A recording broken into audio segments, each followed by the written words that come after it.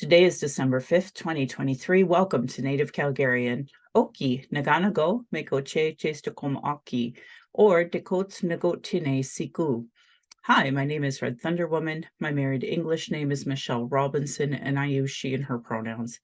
I honor the Blackfoot as the elders and members have been kind to me on my Red Road journey. Elder Red Crane taught me how to pronounce my spirit name in Blackfoot, and Leonard Kenny taught me how to pronounce my spirit name in Satu Dene.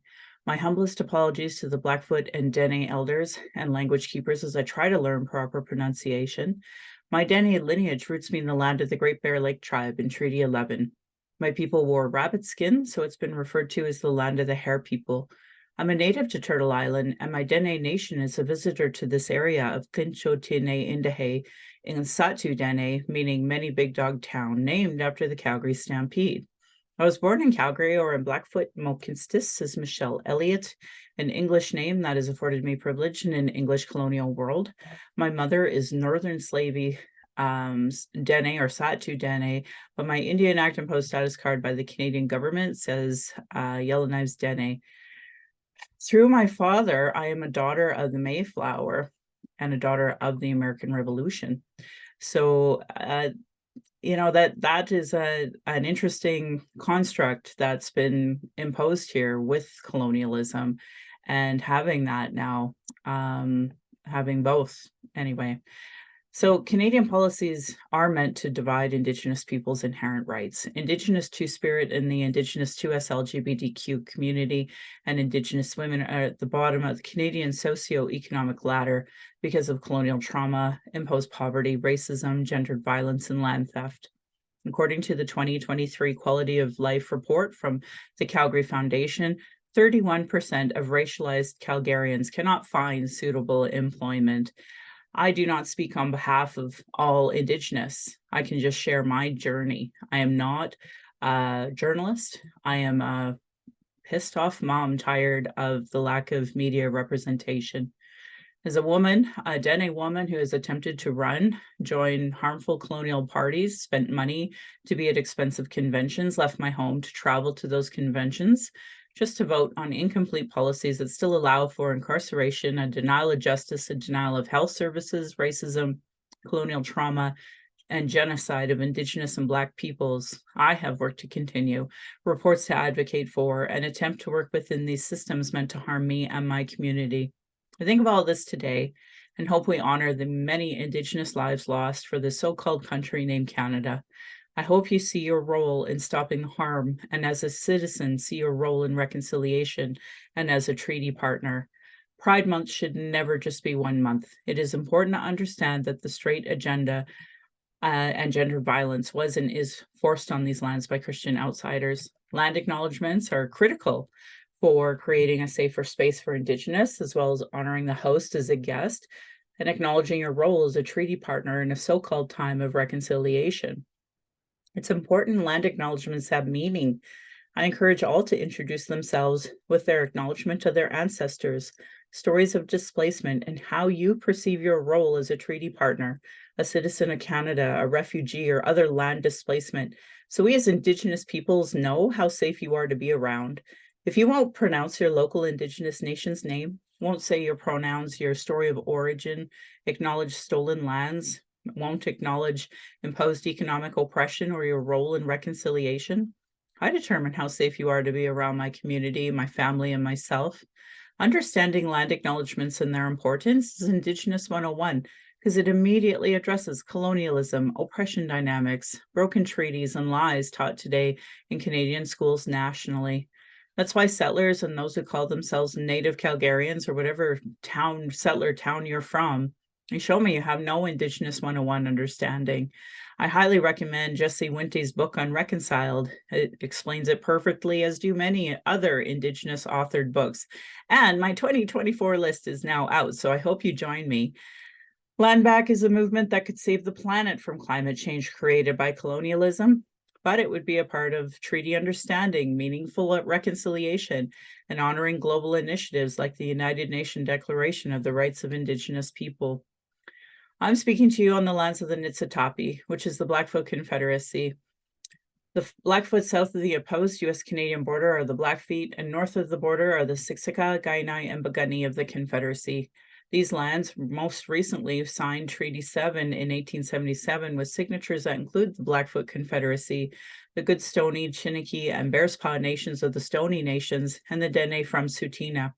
I acknowledge all First Nation, Métis, Inuit, status and non-status across Turtle Island as the keepers of these lands.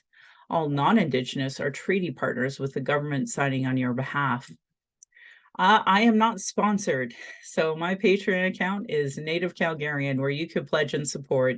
Thank you, previous donors, for showing your support. If you value listening or watching and can afford to give, thank you. For those who cannot afford to give, I'd love to hear from you at nativeyyc@gmail.com, where you can send in your comments or questions.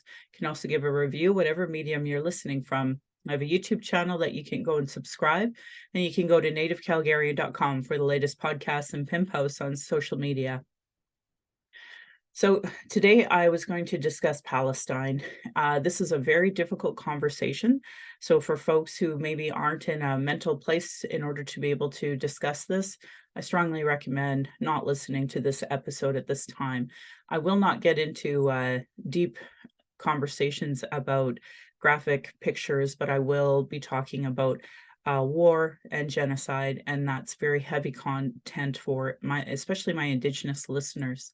Indigenous people should not have to be subjected to so much genocide while ongoing genocide is happening to us. So I highly recommend that those who have capacity listen, but if you can't, I respectfully understand, and I hope you have a wonderful holiday. So the situation in Gaza is rapidly deteriorating. So I want to start by talking about what being trauma informed is. And what I do have with me is a mental health book for those concerned about Palestine. So I'm just going to, I put that out on my social media months ago when the conflict first started, and I offered to send anyone this PDF, and quite a few folks did take me up on it. So if you want a copy of this, it's 34 pages. You can go straight to the Stanford Muslim Mental Health and Islamic Psychological Lab. They are the people who put this together. Maristan, that's who put this together. So, and they just so nicely put this 34 pages together. I thought I'd start with this trigger warning and the disclaimer that they have. This document discusses genocide and other possible traumatic topics. Please take care of your mental health while reading. If you find yourself feeling distressed, please take a break and talk to someone you trust or reach out for professional help. The authors of this document do not assume responsibility for the content or political beliefs of included resources. We have done our due diligence to ensure all the information is accurate, up to date, and attempted to avoid biased language. And I say that as well for myself. I don't mean to upset people. Thank you for listening. I can't believe people do, so I am grateful. So just this table of contents, I wanted to read to people. So it contextualizes recent distress among Muslim populations, mental health experiences related to the Palestine crisis, understanding Palestine within a framework of settler colonialism, Palestinian mental health and emotional experiences under colonialism, moving from depoliticizing to decolonization of mental health, resistance and resilience, general recommendations for resources, Islamic coping and taking care of your mental health, engaging with others around Palestine, and learn more about Palestine. So I think that it's really important. I thought I'd read just from the first part here, Palestinian mental health and emotional experiences under colonialism. Loss. Colonial power has the unique quality of pervading every aspect of Palestinian life. As Indigenous people here in North America, we completely understand how that feels, and I know it's with sorrow I read this. In addition to the material and physical uprooting, displacement, and disposition, or disposition, yeah, health and well-being are impacted by near constant onslaught of terrorism, pain, fear, agony, and losses in all forms. And I'll just say by the state, because I know exactly what that feels like. Those losses are both symbolic and systemic, existing at the intersections of the personal and political. Losses occur as death, loss of health due to incapacitation or injury, loss of livelihood, loss of social work or roles due to fracturing of families, loss of political autonomy, loss of dignity and hope. All of these losses are felt by the individuals and reverberate through families and communities. Loss of homes does not only represent the destruction of a place or belongings, but it also represents the destruction of dreams and memories. Loss is a sense of safety, loss of identity and heritage that's so intrinsically linked to the homeland. Ah, don't we know that? So I thought it was important to frame this whole conversation with this mental health guidebook. I think it's important. A lot of people ask, "Oh my God, I'm so overwhelmed with this. I don't even know where to start," because they're privileged and they get that luxury. So to anyone who's Indigenous, to anyone who might be Muslim, Palestinian, or allies trying to do better, please don't hesitate to reach out to me. I will send you this and you can read through all 34 pages. It is worth reading. I've referred to it a few times, especially when watching media. As an Indigenous woman, obviously, I watch the media mischaracterize us as Indigenous peoples here in Canada, in the US, and as well and now in Palestine. So I wanted to frame it starting there, just going back to my notes because I thought it was really important that we talk about what's happening here in Calgary as well. Um, this situation. So today is what, December 5th. We have 2 million people in dire humanitarian need. While the ceasefire has we had that small break, it's still going. So far, we have about 1,500 or 15,000 people, including more than 6,000 children and over 100 aid workers that have been killed. And this was from an email that I received from the International Rescue Committee. I think that they are just trying to do their best and they try to give out the stats without bias and prejudice. So I thought it was important, if you're Indigenous, if you're in Canada, to talk again about the missing and murdered Indigenous women and girls Two-Spirit inquiry. For those who don't have context, I've actually read it. We went through it with our book club, and it's important to read it, not just refer to it, because then you have a deeper understanding of what a trauma-informed approach is. So if you go to volume 1B, page 43 of that volume of the inquiry, I'll just read this to you. Trauma-informed services take into account the understanding of trauma in all aspects of service delivery and place priority on trauma survivors' safety, choice, and control. I'm just going to stop there and say that, and you're seeing very clearly in all of the media that's out there that of the survivors that the mainstream media do talk to, they don't really care about their safety. They don't really care about their choices. Then they don't really give them any control whatsoever. I'm going to get a little more into that. They create a treatment culture of nonviolence, learning, and collaboration. Like we can just say in the West in general, they're still not there. They're still violent, not willing to learn, focusing on denialism, and they're not interested in collaboration when they still view Indigenous people and Palestinians as, subhuman people. Working with a trauma-informed way does not necessarily require disclosure of trauma. So, a nice way to say that is, I just know when I'm with folks that they have endured trauma, and I did wish more people understood that, and meet them where they're at. Rather, services are provided in a way that recognizes needs for physical and emotional safety, as well as choice and control in decisions affecting one's treatment. In Western world, we don't have that. In trauma-informed services, safety is created in every interaction, definitely not out here. In trauma-informed context, building trust and confidence paves the way for people to consider taking further steps towards healing and recovery while not experiencing further traumatization.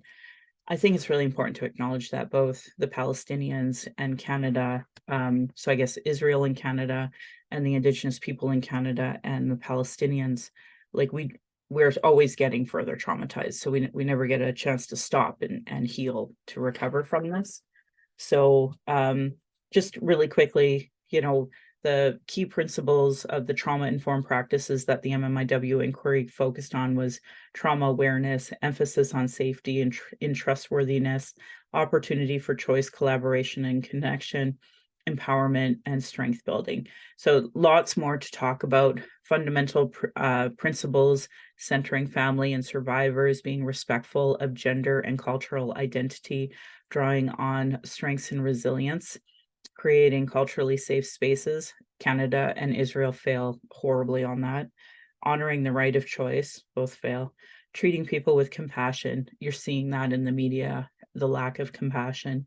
Using a proactive and flexible approach to identify needs and challenges, supporting the individual rights, including privacy, and ensuring a collaborative approach with external parties where feasible. So yeah, these are things that I think are really important. These guiding principles align with our commitment not to cause further harm. At the same time, we acknowledge that we are unable to ensure a trauma-informed approach was taken at all times and deeply regret any situations which people may have been triggered and did not feel well cared for.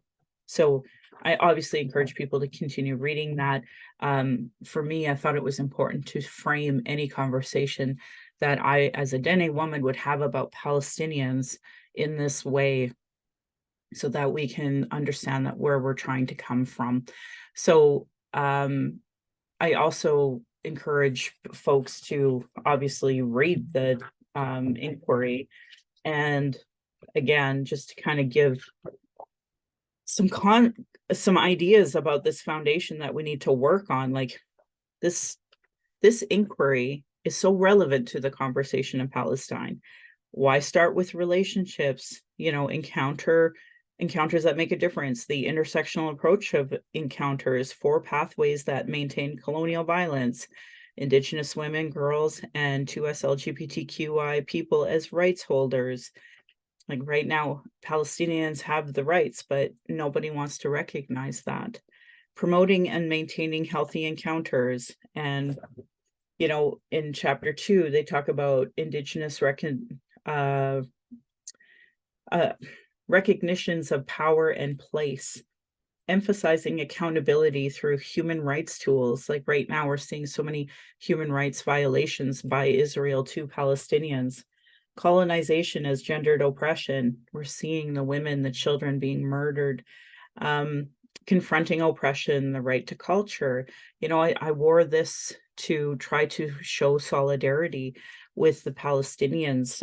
This is their scarf. I have a black and white one, and I'm currently wearing, like, I don't know, army khaki color. Anyway, they talk a lot further about oppression, the right to health, the right to justice, the right to security. Honestly, you can't frame a conversation about Palestine without this, because we need to be sensitive to Palestinians and to what they're going through. I'm going live on TikTok, and I see a few people saying some kind things, and I just want to say thank you for those kind words. I appreciate folks that will watch there as well. I know I don't have a huge following on any social media. It's just that I get these little pockets, whether it's on the podcast, on TikTok, on Facebook, or whichever. So I appreciate that. And I also think it's really important to acknowledge, while we're doing this, page 187 of volume 1B, the media calls to justice. Because I think if you're going to be talking about Palestine and you're talking about Indigenous peoples here in Canada, like this is missed, and I don't understand this. Calls for justice. calls for media and social influencers. So this is called Justice 6.1. We call on all media, news corporations and outlets, and in particular government-funded corporations and outlets, media unions, associations and guilds, academic institutions teaching journalism or media courses, governments that fund such corporations, outlets, and media institutions, and journalists, reporters, bloggers, film producers, writers, musicians, music producers, and more generally, people who work in the entertainment industry to take decolonization approaches to their work and publications in order to educate all Canadians about Indigenous women, girls, and 2S LGBTQIA plus people. More specifically, this includes to ensure authentic and appropriate representation, inclusive of diverse cultural backgrounds, and in order to address negative and discriminatory stereotypes. Boy, are we not seeing that in the Canadian media right now, or with our social influencers that, definitely are taking space, but not honoring that. Supporting Indigenous people sharing their stories from their perspective, free of bias, discrimination, false assumptions, and in trauma-informed and culturally sensitive ways. So I have a whole list of resources of folks that I follow and folks that I try to amplify in talking about the issue of Palestinians, because Palestinians need to be leading the conversation about Palestinians. And when I see folks not do that, not amplify their voices, I know they still don't get it. Increase the number of Indigenous people in broadcasting. Oh, well, we're never going to get that. In fact, right now we're seeing the opposite. I'll get to that in a bit. But the biggest thing I want to emphasize in here is this last piece here where it talks about break down the stereotypes that demean Indigenous people and practices that perpetuate myths. In this case, they're talking more about, Indigenous women being so-called sexually available, less worthy. And I think that really matters because we are framing Palestinians as less worthy, and that's not okay. And as somebody who talks about the United Nations Declaration of Rights of Indigenous People, like this is in there too. And both the Truth and Reconciliation Commission and the National Inquiry are based off of the United Nations Declaration of Rights of Indigenous People. So from here on in, you may hear me offhandedly say UNDRIP, and I am talking about the United Nations Declaration of Rights of Indigenous Peoples. And it's unbelievable to me that we have the document, we have this inquiry, this report, and not only have Canadians still failed to read it, and they've had it since 2017, but implement it. And their lack of choice of that, we're seeing why it's relevant to this Palestinian genocide happening.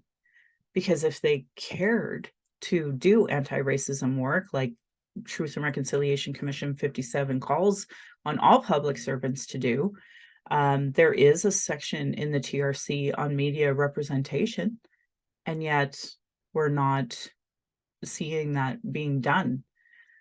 So to me, this is why a podcast like this is important, because we need to call out our Canadian media on their racism, on perpetuating stereotypes, not centering Indigenous voices, not centering Palestinian voices on Palestine, because I see it. And I'm not even a journalist. So how can one pissed off mom see this so clearly? And we have millions of Canadians that aren't calling this out on a regular basis. So why this matters?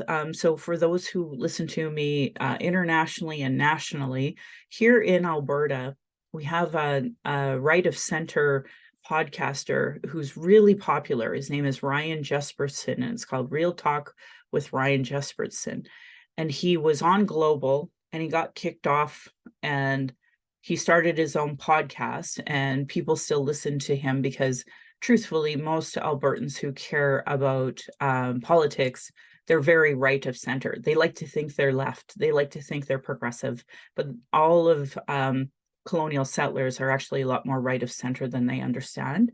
So he had on a person now that I recommend everybody start following. Her name is Gada Sasa, and she's a third generation Palestinian refugee. Um, she went on on that show in good faith, representing Canadians for Justice and Peace in the Middle East, an organization I used to follow quite religiously, but I'm going to break that down in a bit here.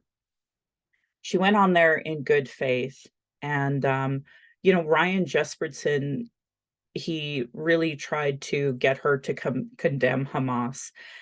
So just saying that after everything I've said up to this point sounds so ridiculous. So for folks who maybe don't know much about the issue in Palestine, basically Palestine, it was just fine until British and French intervention. And because they perpetuated colonialism and created the state of Israel, there's been nothing but Palestinians dying as a result. The Strip of Gaza has been called an open air prison. Numerous human rights organizations have called out Israel on their violations prior to this October conflict. And I don't even like saying the word conflict because it's just oppression. Israel is oppressing Palestinians. And so it's actually become kind of a joke with me and some of the Muslims. It's like, well, do you condemn Hamas?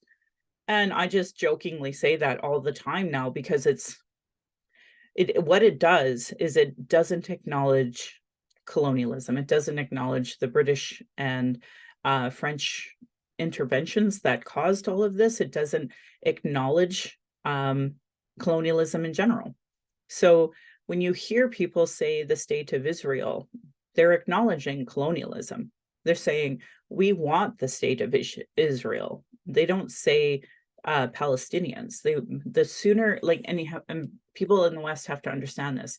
The tool of colonialism that we see, as I see as a Dene woman, is the absolute Indigenous erasure. So the sooner we can not say the word Palestinian, the sooner we can not acknowledge Palestinians as people, the sooner we don't acknowledge Palestine. That's just helping colonialism in the West continue their colonialism. So that's why, I'll only refer to Israel as settler Israel, because that's what it is, just like it's settler Canada. Palestine is the territory, just like I'm on Blackfoot territory. So I'm sure you've heard me rant a few times in previous episodes that clearly Canadians are not getting the concept of what land acknowledgements actually are, because they don't want to acknowledge stolen lands. And the sooner they can do Indigenous erasure, the sooner they can feel better about themselves, just like Israel can feel great about themselves as soon as all Palestinians are eliminated. And last time I checked, that's called genocide.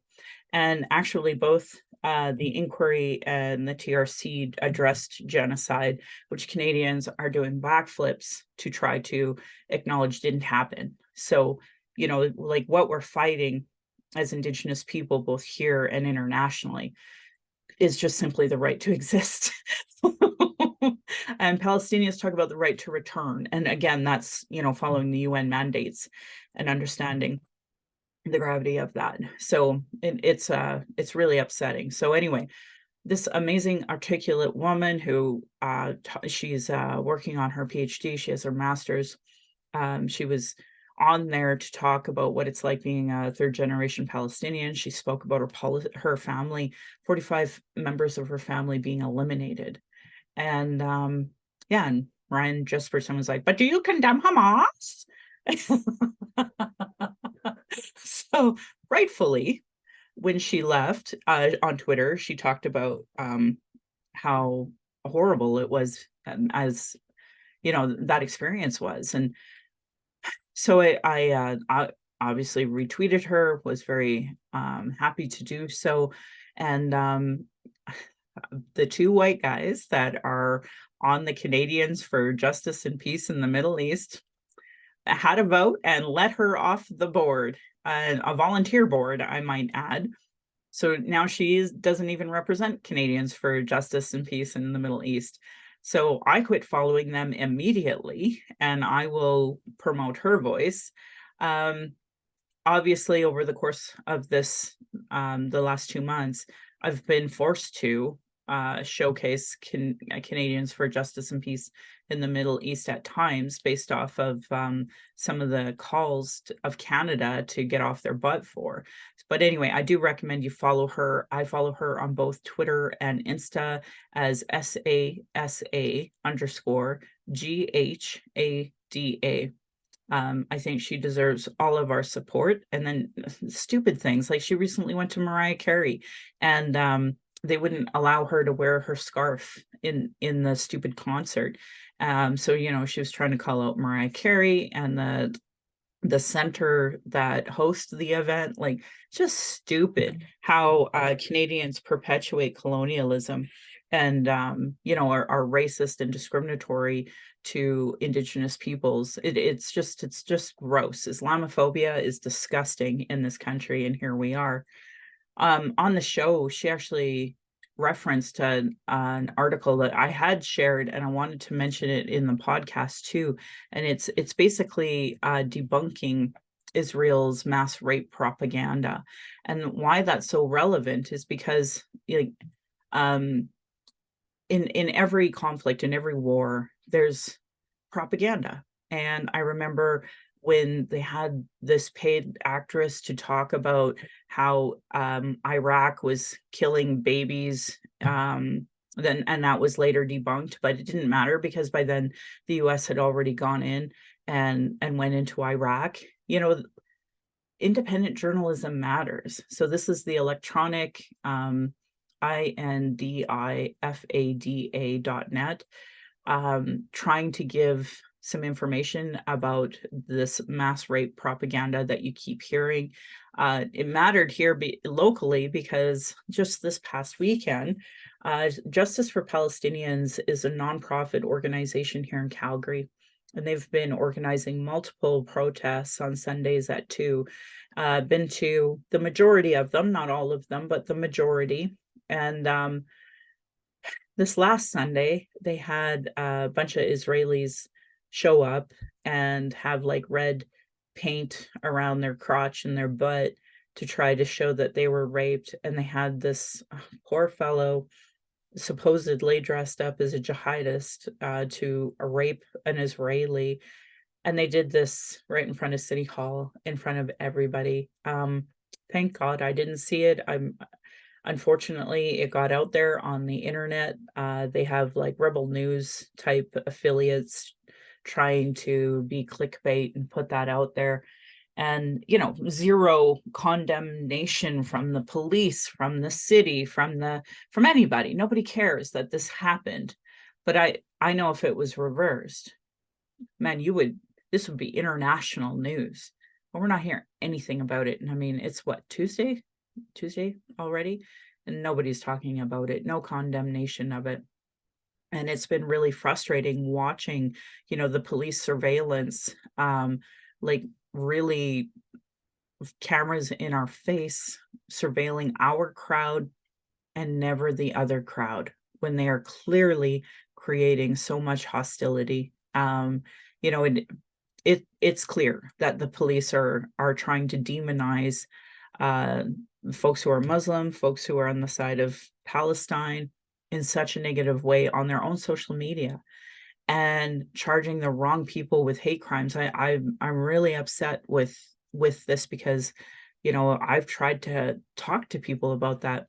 They don't want to have in-depth conversations. They just want to have like pose for a camera conversation, not really wanting to understand oppression dynamics. And clearly, because when they do use these hate charges, they use it as a tool against the oppressed. And it's important to bring up because as of yesterday, Taylor McNally, she's a Black activist out here in Calgary. She and Adora Nofor and a crew of Black Lives Matter folks here in Calgary did a week-long protest in front of the Alberta Justice Courts building to try to raise awareness about what happened to this Black woman who was in custody. Her name was Dahlia. and she was violently manhandled, concussion, broken face by the Calgary police while handcuffed, while in their custody by a man who looked like three times her size. His name is Alex Dunn. And because Black Lives Matter chapter here was trying to raise awareness and having a week-long protest about that issue, one of the female Alberta sheriffs lashed out at Taylor, and somehow Taylor ends up with these charges. And they got rid of a few, but one stuck, and then she got sentenced on Monday to 30 days in jail. And it's so upsetting to watch. Anybody who watches these two videos knows that this is wrong, and yet here we are as a people just still not crying out. Like, the silence on that it's gross. It's back to the Truth and Reconciliation Commission, the 231 calls to justice from the National Inquiry. If Canada cared and actually implemented any of these calls, I doubt we'd be there. In fact, both Taylor and Adora should be getting awards, not jail sentences, for the work that they've done, for the anti-racism work that they've done. But here we are as a society going, do, do, do, do, do, I don't care. So it's been really, really hard, really problematic. And I encourage people to go to Stop the Stack YYC. So what they do is education on how the justice system puts together all of these stacks of charges against a person to demonize them. And that's what they're doing to both Taylor and Adora, which is really easy to do in a white supremacist society that already has an anti-Black bias and an anti-woman bias. And, compound that with all of these charges. That's why you're seeing so many people who like to think they're progressive, but they ain't. They're not saying nothing on any of this, right? So it's been really frustrating. So kind of going off of that as well, Gada, she lost that position on that board, but we actually seen a slew of women of color in Canada lose their jobs for speaking out, whether they were in media or academia. I've seen at least two men that were in academia that were silenced over speaking out on genocide of Palestine. And that's really, like, when I talk in my podcast about women of color, QT BIPOC being at the bottom of the socioeconomic ladder, this is why. Because when we see racism and we call it out, we lose our jobs, we lose our board positions, and we get demonized for speaking out on these issues of racism and colonialism, on subjects that have been documented, reported, put in reports, and Canada just choosing not to do anything about it, and its citizens also choosing not just not do anything about it, but vote for folks who are like, okay, who's in denial? Okay, great, we'll totally vote for them. That's my guy. So that's the white supremacy and that ongoing genocide that continues here. Another thing that I wanted to speak out about was pinkwashing. One of the arguments you regularly hear from Israel is, well, if you're gay and you're in Palestine, blah, blah, blah. My bullcrap here. What they're doing is pinkwashing. There is no woman, girl, or 2S LGBTQ plus anywhere in the globe that's safe. Do some countries have more oppressive laws? Absolutely. But it doesn't mean that you're any less safe anywhere. If you follow me I find Instagram has a lot more of the youth, and they have a lot of like Queers in Palestine and groups that are doing that work of saying, hey, we're here, we're queer, we're still in Palestine, and we're still being bombed by colonialism and racism. And that message seems to be going in one ear and out the other. So, really disappointing. I'm trying to share a little bit about this queer cinema for Palestine. It's from December 2nd to the 10th, with 40 cities participating in that. I know even locally here, I see you, 2S LGBTQ plus community, coming out and supporting Palestinians, despite some of the folks that are just queer phobic, just so pathetic. but I'm proud of you all. I'm proud to walk with you. And I wish that more people recognized how much of this um, work that you're doing, because we know that our liberation is collective. The sooner they're free, we're free. The sooner that the LGBTQ2 plus community is free, more chance of an Indigenous person being free. Right now, we're all oppressed. And Canada's like, oh my God, what oppression? I didn't know. And Israel actually also has that, where you can be born and raised in Israel and not recognize literally your neighbor as being oppressed because of white privilege. That's what it is, both in Israel and in Canada, white privilege. So it's a sad reality, but these are the parallels. And for folks who listen to me, I want you to see what I see and hear what I'm seeing. Um, so kind of back to our Sunday protests here in Calgary, I'm sure you have seen the unfair balance back to the losing your jobs, etc., stacking of charges. So Wessam is kind of our main organizer here, and he got charged. And was told he wasn't allowed to protest. And I know who his lawyer is, a really wonderful man who I adore. And nationally, Muslims are also working on this, of making sure that they're not being unfairly legally targeted. So at first, Wessam had to miss at least one protest because he wasn't allowed to be there. But the system kind of worked so that he could be able to come from now on. And I wanted to talk about one other thing. There's a difference between dropping charges and staying charges. Staying charges mean that the cops are still watching you. That means that for the next a year, until those charges like are gone, they are going to use that as a reason to go after him. So that's what they're doing. They're intimidating him by not dropping the charges.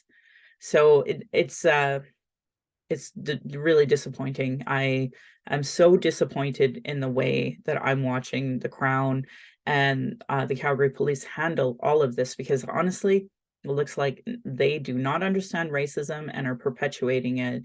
And I mean, that is their job. For folks who don't know, Canada supports Israel. We send them police training. We allow them to come over here for police training. And we send them weapons, we send them money, we send them international talking points, that Canada supports Israel because the settler state supports another settler state. That's how it works. So it sucks, because it's like, I thought we were doing better on reconciliation and understanding treaty partnerships, but we're not. And we're certainly not applying that logic and anti-racism lens when talking about Israel and Palestine. So here we are still. And it's so funny, the lack of people that'll watch me on TikTok. And that's okay. I understand. It's Tuesday afternoon. People got to work. So I appreciate, and the few that are watching, I say thank you. So who am I following? Sorry. I'm going to go back to Sundays at 2. So Wessam, he is now able to lead some of these protests because they stayed the charges and not dropped the charges. So he is there. He is speaking out proudly about the issues that are happening every single week. But you have to understand that these protests are like vigils too. Like it's hard to listen to people's pain and suffering, but anyone who's Indigenous here in Canada, here in Turtle Island, like they know this pain. We have to have our vigils all the time for the state killing our people all the time. Whether it's from a, ongoing colonialism of poverty, whether it's from the lack of cultural services available to us for mental health, for health care in general. Like we're constantly dying here. A report just came out of how many, at least 50 kids. I can't remember if it's 50 or 88 children that died in custody, because here in Canada, it's still okay to just apprehend our children. And these children are dying in that system. And Canadians are like, what's wrong? Just like Israel is like, oh my God, Palestinians are oppressed. It's the same thing. It's the same concept, that they can do this erasure, that they can live in privilege so that they don't notice how many Indigenous children are dying in care. And just like right now, all these babies are being murdered in Palestine and everybody seems okay with it. Just talking about it is upsetting me. I can't understand this. So, understandably, if you're in Calgary area, please support Justice for Palestinians. Follow them on all their social medias.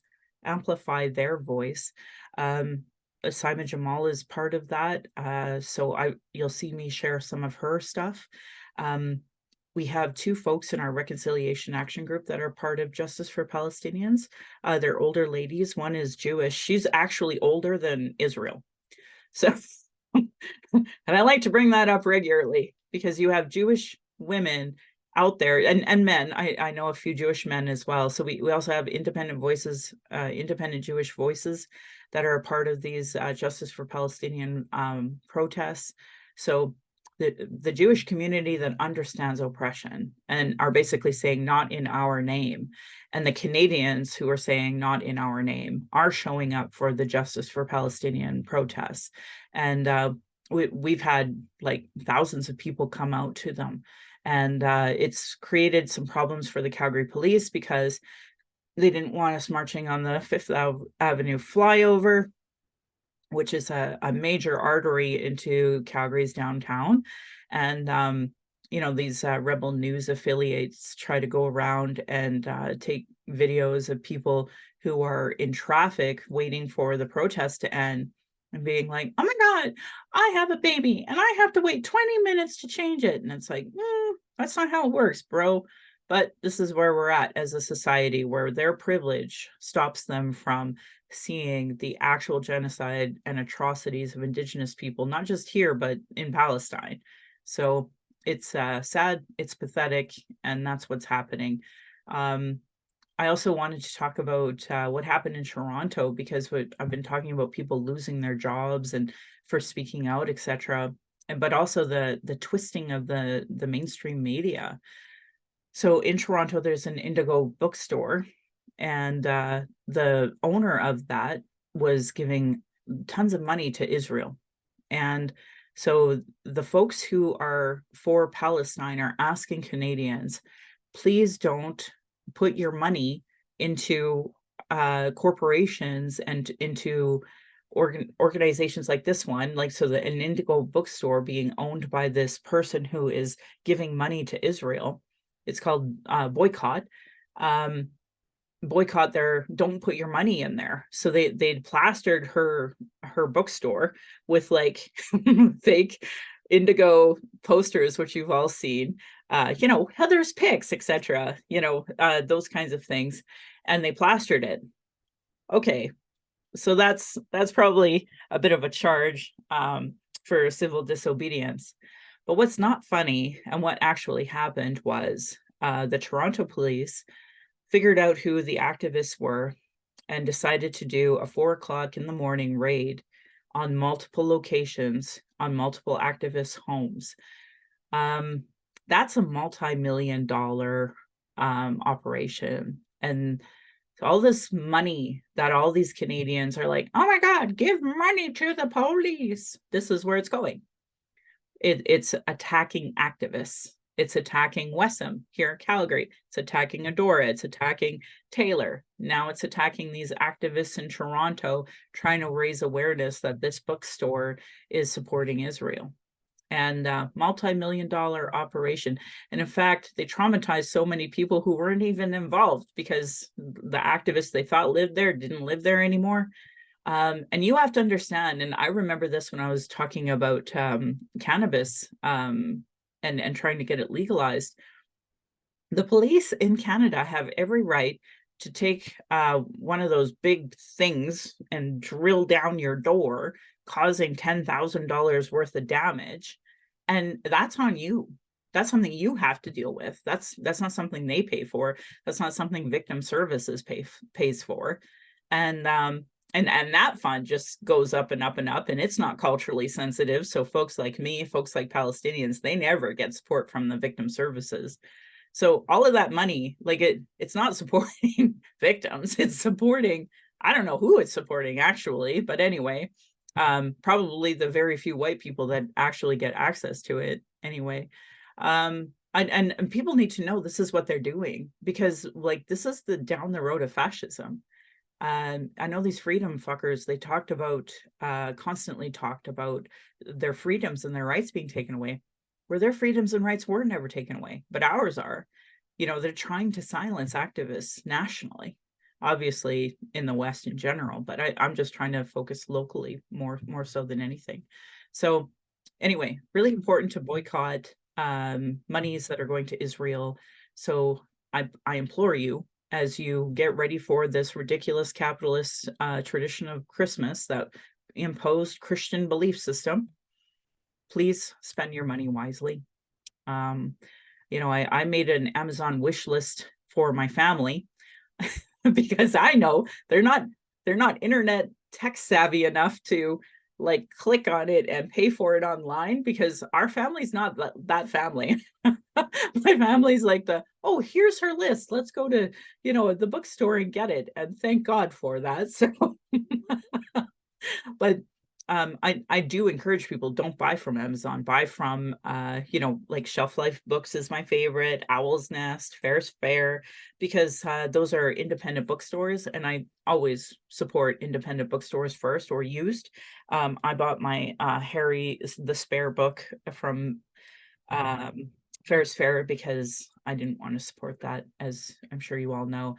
And I'll leave that in the bathroom and read it eventually. Anyway, I'm getting way off topic, but I'm not, because those royals are the reason why all of this is happening, not just here, but also in Palestine. And it's really important to always remember colonialism is causing pain, suffering, genocide, ongoing genocide here and abroad, because y'all still are okay with King Charles being on our stupid money, on our stupid stamps. Like, I just cannot wrap my head around that. They've never, ever respected our treaty. And that's where there are solutions. Indigenous people here are trying to honor those treaties. But what's happening in Palestine is outright genocide. And it all came from that stupid family, They've caused all of these problems, and I will never understand why people worship them. And they've taught us as citizens how to be offended.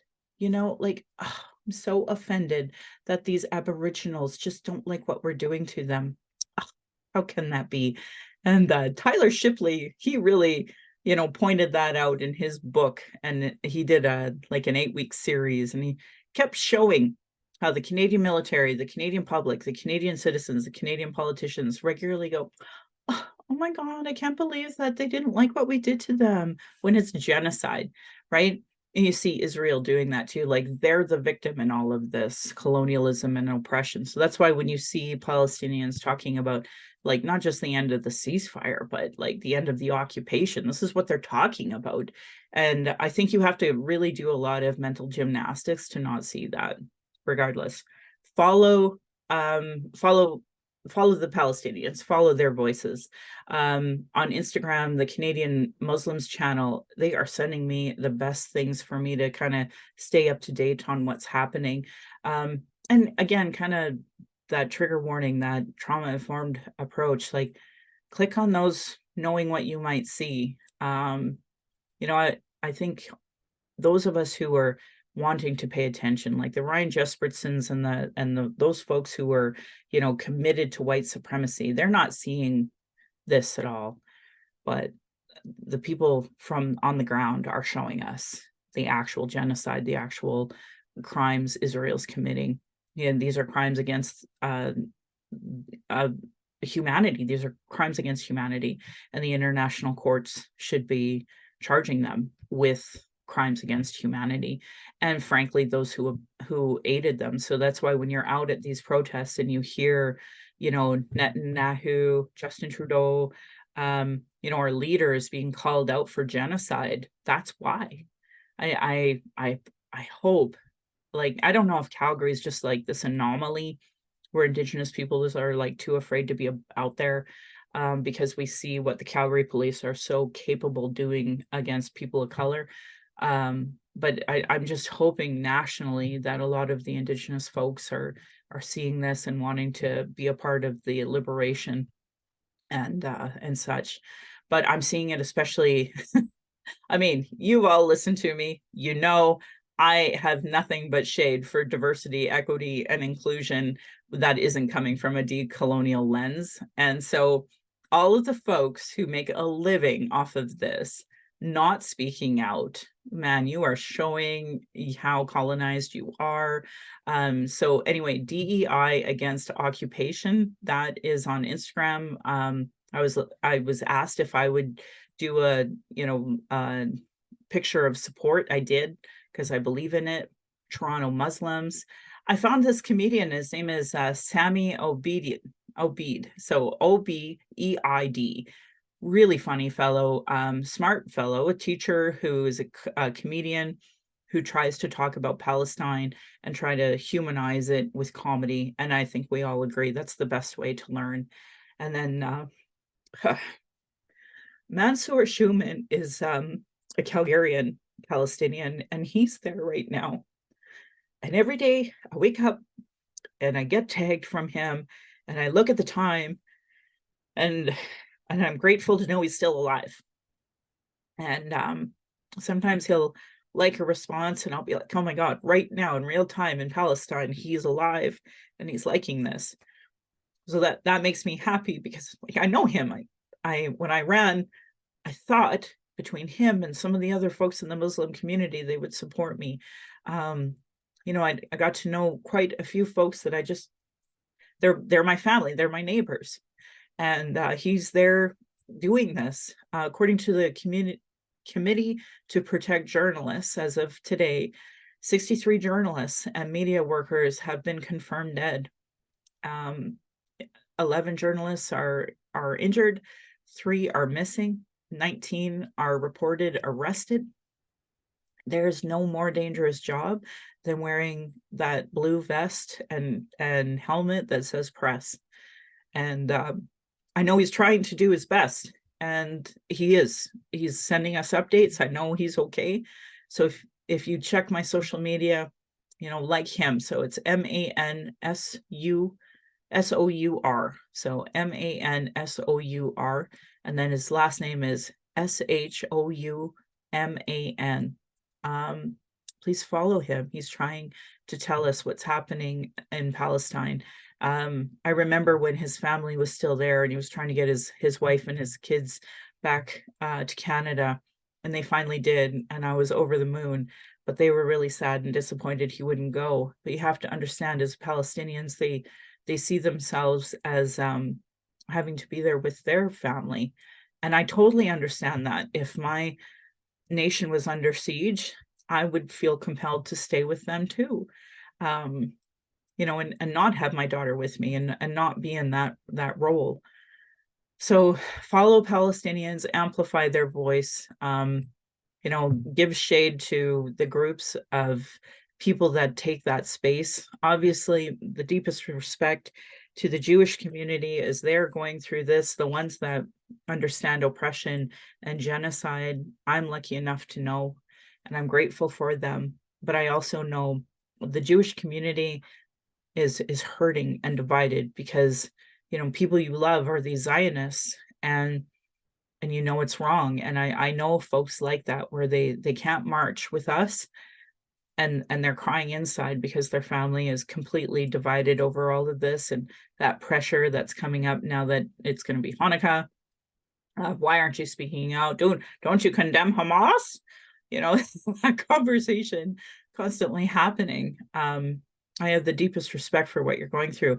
Obviously, I don't stand for anti-Semitism, but for folks who can't understand it, Zionism is colonialism. The Jewish faith is the Jewish faith. I think a lot of folks would understand, especially in Canada. As a Canadian, you don't want to perpetuate more harm, but yet kind of feel helpless as to what to do. And I think that is the majority of our Jewish population that doesn't know what to do while watching some of their Zionist family members. And conversely, like, I am Indigenous, and I'm watching like Indigenous people who are colonized, who don't understand the issue because they don't want to work on decolonizing themselves. And And then I have white family members that are just on side with the mainstream media because that's what they've been told to do. And they naturally side with white supremacy because that's our society. That's how we raise our children, we educate our children, and our society is just white supremacist. So anyway, I have lots of resources for folks. Going back though to the committee of protected journalism, they said that there's multiple assaults, threats, cyber attacks, censorship, and killing of family members to those reporters, to those journalists. So for me personally, that was part of why I was so happy with that Mansour's family was back uh, out of Israel's grasp, basically. Um, they're also investigating numerous unconfirmed reports of other journalists being killed, missing, detained, hurt, or threatened, and of damage to media offices and journalists' homes. I mean, you have Doctors Without Borders talking about Israel bombing hospitals. That certainly did not age well on Ryan Jespersen's show.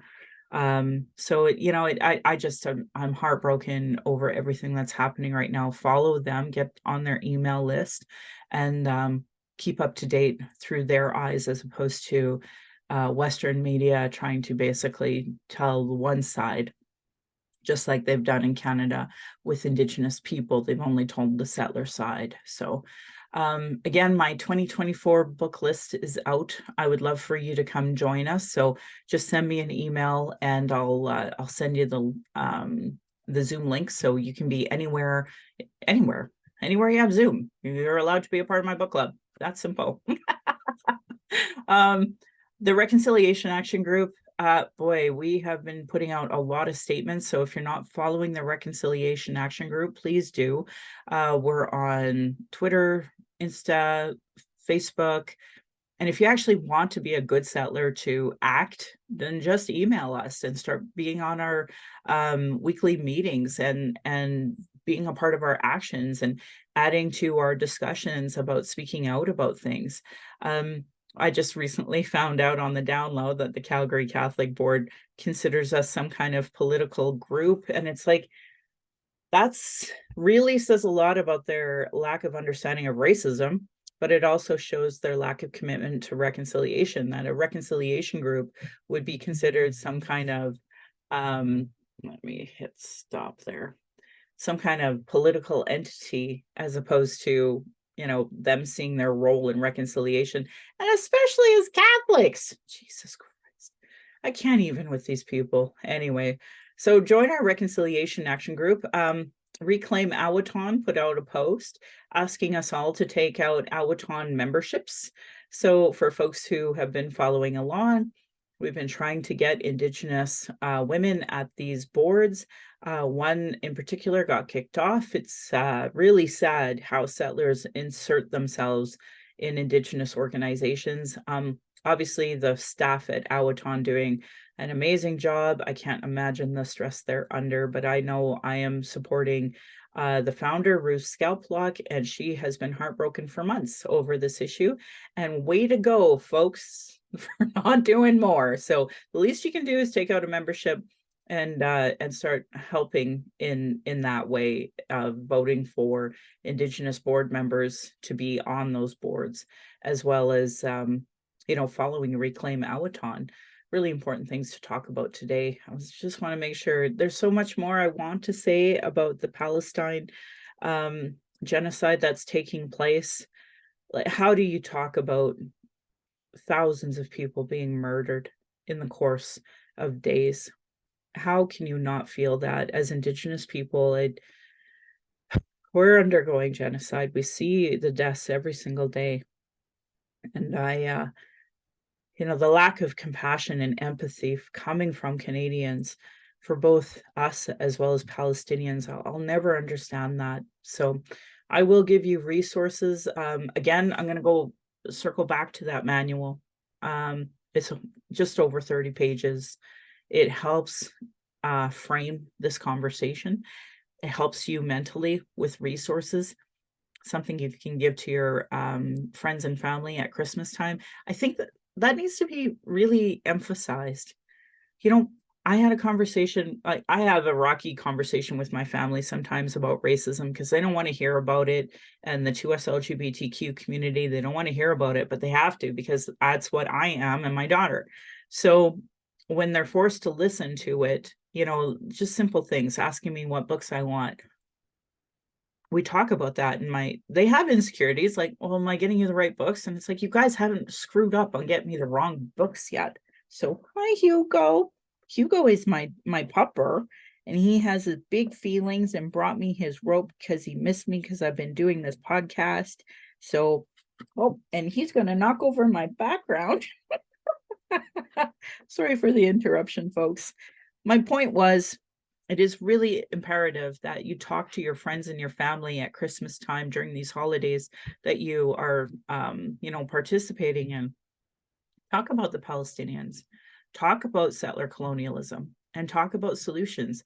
Here in Canada, we've never talked about anything other than equality. If you watch that Ryan Jesperson episode, then you'll know that that was all she was talking about as well. And they were just trying so desperately to get her to condemn Hamas that it's just become this stupid joke. I can't even, like, I can't imagine, people being so oppressed. And Ryan trying to say something to the effect like, well, could you imagine if, a bunch of Indigenous people took hostages at the Edmonton Folk Fest? And I was like, oh my God, Ryan, I was embarrassed for him. He doesn't understand. He's a settler on stolen land. He doesn't understand that, we've never violently taken up arms. Like, I just can't even grasp how you can be that lack of informed, and trauma informed as well on this topic of colonialism, that you would even say something like that, and to a Palestinian like that. And that's why these media calls to action and calls to justice are so important. Being trauma informed, so important. You never treat a guest like that that's literally going and watching the genocide of her people.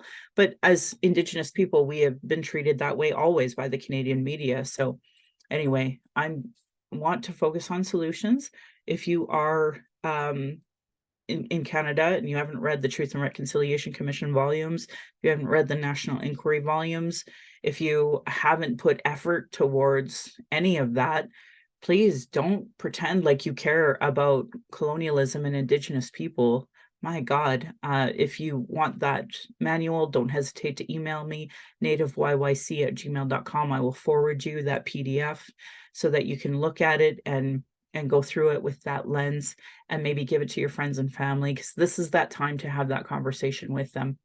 Anyway, I am proud that this podcast has given solutions and included cultural safety training, cultural first aid, and all of them to create a safer space for Indigenous people of color, those with disabilities, and a 2S LGBTQ to speak. According to the 2023 Quality of Life Report from the Calgary Foundation, 88% of racialized Calgarians feel uncomfortable or out of place because of their religion, ethnicity, skin color, culture, language, accent, gender, or sexual orientation, which was up from 75% in 2023. I would be really curious now after this, how the Northeast in general would reply to this question, because if you're a Muslim in this country, how can you feel anything other than a third-class citizen? Welcome to being Indigenous in Canada, folks. I'm sorry that this is happening to you. 84% of racialized Calgarians believe racism exists. 84, we got to get that number up to 100, folks. Come on. But only 66% of non-racialized Calgarians believe that. Can you imagine being white, 33% of you being like, there's no such thing as racism? Oh my God, what a bubble. Thank you to authors Cheryl Ward, Chelsea Branch, and Alicia Fritkin of heretohelp.bc.ca. They have a whole section on what is Indigenous cultural safety and why I should care about it. Their work and those cultural action tools are available, so please support Indigenous work like that as part of your reconciliation work and settler understandings. I'm just lucky enough to highlight and repeat them here. Internalized racism, or lateral violence is another form of violence marginalized folks experience by the structure of oppression imposed on these lands. Racialequitytools.org has some great resource files, including a section on what is internalized racism by Donna Bevins. I've given this out a million times already. Aw, free Israel. So nice to see you there. Zacho Thompson, as if you're oppressed. My God. He's on my TikTok trying to pretend to be, a good person when he's clearly not. So I'm just going to block this person for being a Zionist. We don't need folks like him on here. Anyway, so he needs to work on understanding oppression dynamics, but why would he? Why would he? Anyway, do's and don'ts for bystander intervention by American Friends Service Committee. I don't go on here enough to have moderation on my TikTok while I do these lives. But what I can say, this is an example of do's and don'ts bystander intervention by American Friends Service Committee, so afsc.org.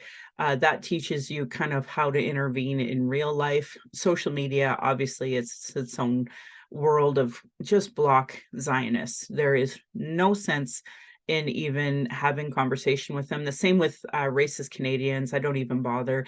They are so happy being racist. Let them go be racist. And maybe one day they'll grow a conscience. I doubt it, but maybe. Anyway, lots of anti-racism information out there and how to intervene. So I have shared multiple times anti-racism organizational lead for the city of Calgary's presentation on the journey of becoming an anti-racism leader.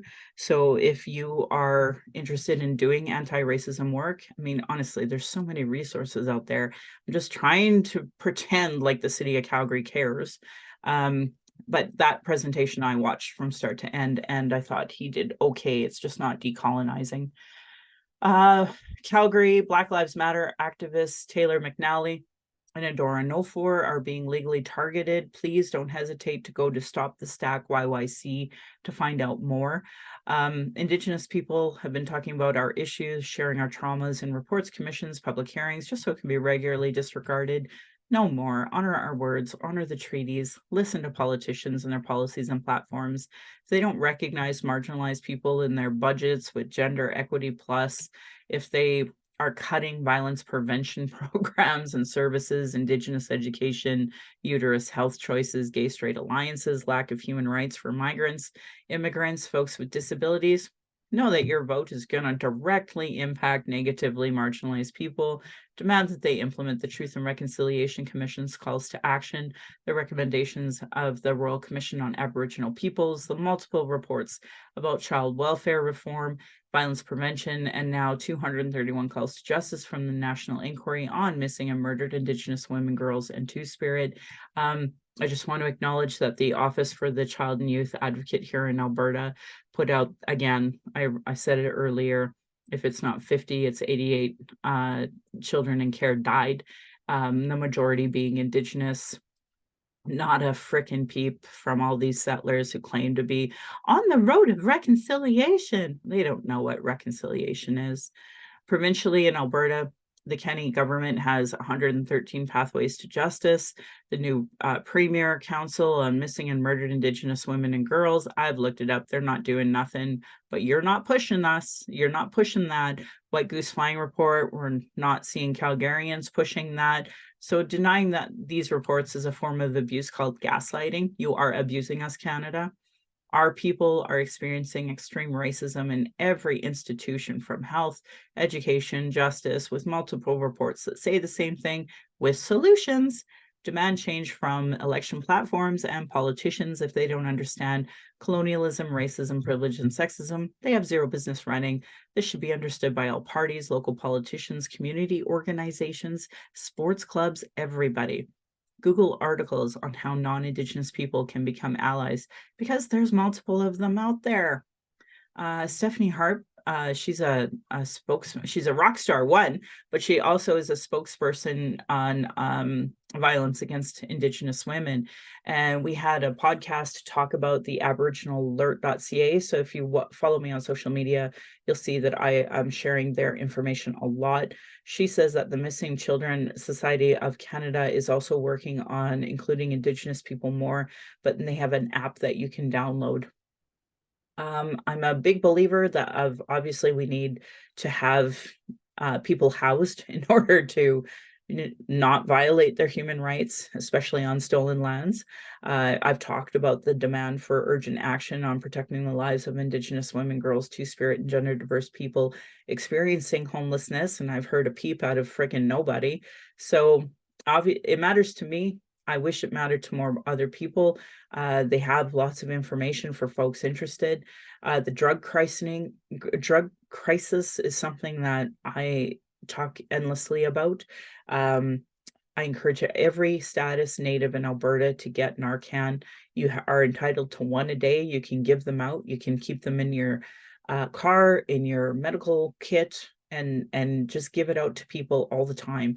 It saves lives. If you're a non-Indigenous Albertan, you have access to naloxone, should have it on you, should have it available, and you should be giving it away as well, because you have access to pharmacies that people who are experiencing houselessness do not. So also follow my friend Ewan Thompson on Twitter. He always gives some good information on the drug poisonings that are happening. And we are always setting new record highs because we don't care and invest into the problem. Anyway, if you or someone you know is using substances, please do not use alone. If you are using alone, you can contact the National Overdose Response Service at 888-688-NORS for support, or you can also download the Brave or Doors app. There's also a lifeguard app that you can use. If you're experiencing emotional distress after anything I talked about today and need to talk, you can call the First Nation and Inuit Hope for Wellness Helpline at 855-242-3310. It is open 24 hours a day, 7 days a week. You can also go to their website, hopeforwellness.ca. If more related to missing and murdered Indigenous women, girls, and Two-Spirit, you can call 844-413-6649. It is a toll-free 24/7 crisis line. And there's also a 60 Scoop Indigenous Society of Alberta. Unfortunately, they do not have a toll-free line, but if you are a 60 Scoop, big thing I'm hearing at the AFN is a call for a national inquiry on all of those who are being scooped, because our kids are still disproportionately being apprehended, and we have the highest amount of kids in care than we've ever had, and this has got to stop. So I know that there's lots of class action lawsuits happening. I just wish Canada would quit being a settler colonial state. Just let us have our damn kids. Jesus. Indian Residential School Survivors and Family Hotline is 866-925-4419. The Native Youth Crisis Hotline is 877-209-1266. For non-Indigenous people, guess what? Because the reason why I say that is because those other lines are for like culturally supportive. I've volunteered at the Distress Center as a colonized Native. Trust me, they do not talk about racism. Maybe they're doing better now than they were in 2000, but the truth is that culturally supportive lines you need if you're Indigenous. If you're non-Indigenous, there's usually a functioning 211. There's now the new national 988 number that you can use, or you can go to 833-456-4566 or text at 45645. If you go to crisisservicescanada.ca, there are multiple crisis lines there as well. And of course, the Kids Help Phone, 1-800-668-6868. The following are 2S LGBTQ crisis support lines.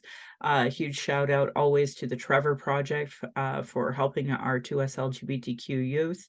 Lifevoice.ca has tons of crisis supports. The Trans Lifeline is 877-330-6366. And the Trevor Project for Youth is 866-844-7386. Violence is my everyday reality. Every Indigenous generation has faced it. Free Palestine, you are in my thoughts and prayers. I don't know how to possibly comprehend saying the genocide that you're experiencing right now with the tens of thousands of people being murdered and how the international community is not stopping it. I feel you. And for the Indigenous people witnessing this, I feel you. Um, this podcast is self-care, how I take my power back. It's why I started it, to speak freely without interruption, tone police, leadership shaming, gaslighting questions, as many people don't want to hear Indigenous opinions, but sure want to tell us theirs, even if they know nothing about us, colonialism, constant surveillance of our people, protests, vigils, and our rights. I and many others share microaggressions daily, so it's just unacceptable to say them anymore. Learn about being trauma informed. Again, I'll forward you that manual, but also if you read the TRC and the National Inquiry, lots about being trauma informed there too. I just know most people aren't because they're just, I don't know if inhuman's the right way to say it, but just lack compassion. Folks like me are dealing with internalized racism and gatekeeping, folks that survive off the status quo, other people who are so in their trauma that they stop people from being able to do the work and deplete personal resources. Internal and external racism is an everyday reality for me, Indigenous peoples, folks with disabilities, QT, BIPOC, and others. I want to say thank you to my ancestors, to my granny. I miss you. I hope the other side is good to you. My mom, what strength looks like through your example. My dad for teaching me to be strong and blunt. My stepmom for showing me what a proud culture is through her Austrian family. Through her, I learned about more of an immigrant experience, and through her, I'm a second generation Calgarian. To my husband, thank you for producing and editing the show. On top of being my husband, my childhood friend, father of our child, and support down my journey of the Red Road, he has witnessed decades of discrimination, sexism, and racism. And to our child, who we are blessed to learn from daily, we are honored you chose us. You give me daily accountability to be a better and stronger person. I hope that one day my family will be proud of us in the future, trying to discuss these present day issues in a way that they can understand. My Patreon account is Native Calgarian, where you can pledge and support. Thank you, previous donors, for showing your support. If you value listening or watching and can afford to give, thank you. To those who cannot afford to give, I'd love to hear from you at nativeyyc@gmail.com, where you can send in your comments or questions. I have a YouTube channel that you can go and subscribe. You can go to nativecalgarian.com for the latest podcasts and pin posts on social media, and whatever medium that you are listening podcasts from. Thank you so much for subscribing to me. I just want to say thank you and wish you all a very Merry Christmas, if that's the holiday, Hanukkah, Kwanzaa, all of the different holidays that everybody acknowledges. If you're in the Calgary area, I try to do sacred fires for every full moon. You are more than welcome to come to my house for December 27th. Just reach out to me, let me know. And I want to end by giving side-eye to those Calgary rabbits. You're lucky I'm not Tradish. And my beautiful cousin would respond, or you'd be in my dish. Thank you so much, folks, for listening.